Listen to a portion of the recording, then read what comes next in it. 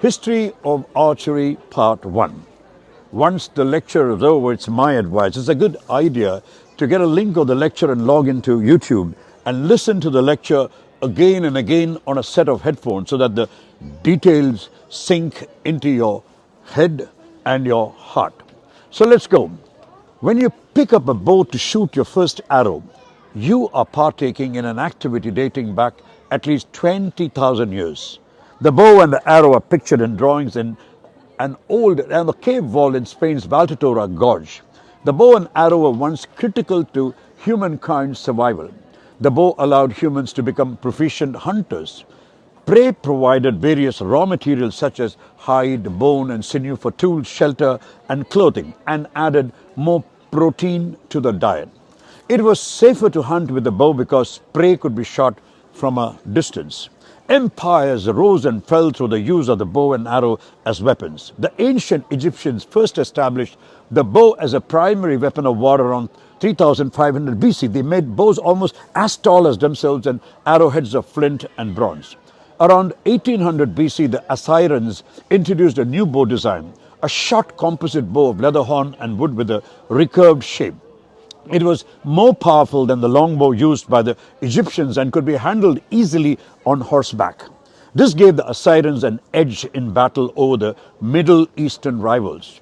The Hittites also used the short recurved bow in mobile warfare by shooting from light fast chariots that developed around 1200 BC. Middle Eastern superiority in archery continued for centuries as the people of this area successfully fought Europeans. For example, the Romans, although known as mighty soldiers, used an inefficient draw to the chest in shooting the bow and were outclassed as archers by the 3rd century Parthians of Asia.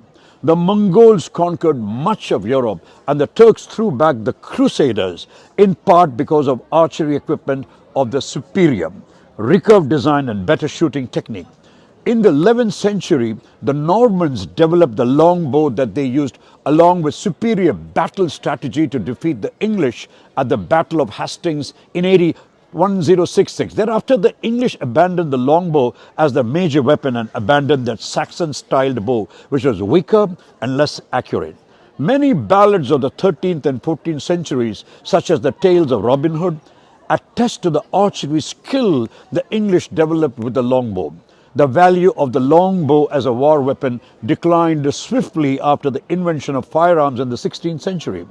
But the fun and challenge of archery guaranteed its continued existence as a sport.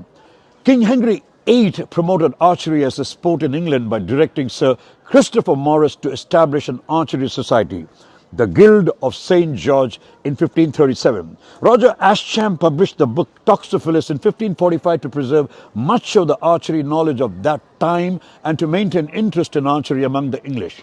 Archery societies were founded throughout the 1600s, and the tournaments they often formed firmly established archery as a competitive sport. The ancient Scott and Silver Arrow contest was first held in 1673 in Yorkshire, England, and continues to be held even today. Women joined the men in competition when were first admitted to an archery society in 1787. On the North American continent, Indians relied on the bow and arrow for hunting. Indian bows, however, were crude and weak. The hunter had to get close to the prey to be successful. European settlers brought their well-developed knowledge of bow making from the native countries and kept interest in target archery alive. The first archery club on this continent, the United Bowmen of Philadelphia, was established in 1828. Oddly, greater interest in archery in the United States was spurred by the Civil War. When the war ended, the victorious Union prohibited former Confederate soldiers from using firearms. Two brother veterans, Will and Morris Thompson, learned archery with the help of Florida Indians. Morris wrote a book, The Witchery of Archery, which helped spread interest in archery across the country. By 1879, the National Archery Association was founded and began holding national tournaments.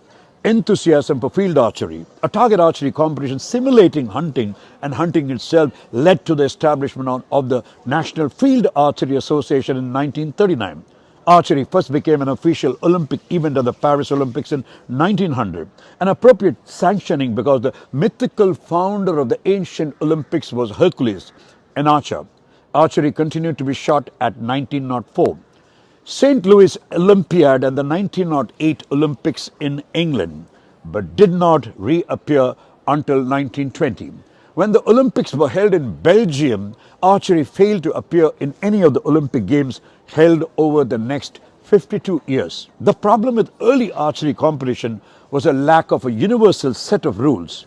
The host country had usually held the type of archery contest most popular in that country. If archery was not popular in the host country, the event was not even held during the athletic meets.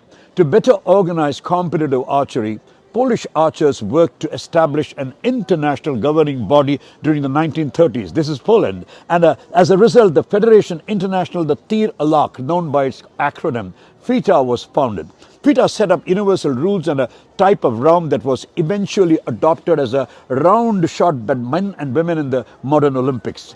International competition so grew and gained momentum in succeeding decades that archery was readopted for the 1972 Olympic Games. Technical advances in bow and arrow design have spurred shooting accuracy and consequently interest in archery. None had more impact than H.W. Allen's invention of the compound bow in 1966 in Missouri. The compound bow makes use of eccentrics, off-center axle pulleys or cams mounted in the tips of bow limbs to reduce the holding weight of the bow for a given draw weight. These types of bows are popular in North America for target and field archery as well as hunting. While Olympic competitions is limited to the traditional recurve, many archers enjoy the challenge of combining mechanical advantage and personal skill with a compound bow. Archery is enjoyed today by thousands of people all over the world. One of the reasons for its popularity lies in the many ways to enjoy archery, including target shooting and hunting. Archery can be shot by men and women, children and older adults, and by the handicapped. The challenge of hitting your mark is timeless. Today, many archers enjoy target archery using the equipment rules established for the modern Olympic Games by World Archery. The bow is limited to the recurve bow in the Olympics. Bow sights are permitted and the bowstring must be drawn and held with the fingers. The National Archery Association in the United States sponsors competitions for archers using this equipment. Bow hunting is a popular activity today in many countries. Bow fishing is yet another way to enjoy archery. Fish are shot from a boat or canoe with an arrow attached to a fishing line. A special reel is mounted on the face of the bow. The fish taken are often carp, gar, buffalo, suckers, red horse, stingray, and skates. Most effective shots are taken through a depth of 4 feet or less because water quickly slows an arrow. Flight shooting is another type of archery enjoyed in some parts of the continent. Arrows are shot for distance. Special bows and arrows are usually designed for just this purpose. Today's flight bows shoot over 900 yards. Novelty shoots are occasionally held for enjoyment and variety.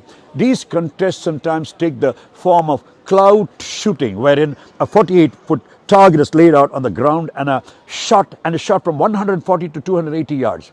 Archery golf is a game shot similar to golf with a flight arrow, an approach arrow, and putting arrow shot at a 4-inch ball.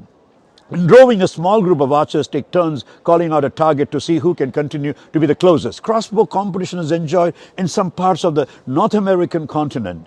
Technical advances in crossbow design and in materials have made crossbows very, very accurate today. Today, shooters aim for 60-centimeter target faces from distance as great as 65 meters. No matter what form of archery or what type of equipment you come to enjoy, is the same basic form and shot-to-shot consistency that leads to shooting accuracy. The equipment and your physical and mental skills must come together to produce the perfect shot. From Poland, catch you soon in the next session. Om, Om, Om. Olympic medal, nothing but the Olympic medal in archery. Till I catch you in the next video, bye-bye. Who?